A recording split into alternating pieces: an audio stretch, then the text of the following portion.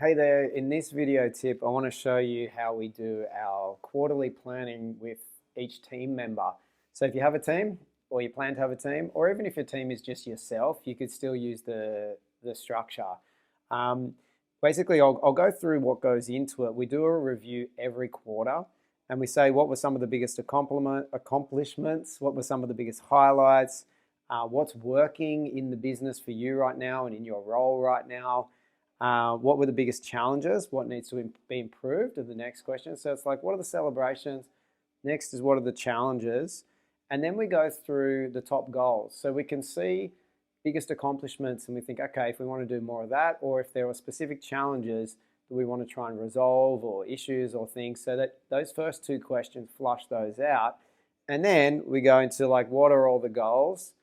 And we list them out, and then we prioritize them and we put them into a kind of like order of priority, and then we break down each goal with what happens, what has to happen, who's going to do it, by when, so that we can stagger those throughout the entire quarter. I'm happy to share the document with you as well. If you just want to email, maybe email support@basicbananas.com, and I'll have Heidi on our team ready to go. So if you say, you watch this video on the quarterly planning for team members and you'd love to grab the template, just email support@basicbananas.com and Heidi will send you that resource so you can use the template yourself.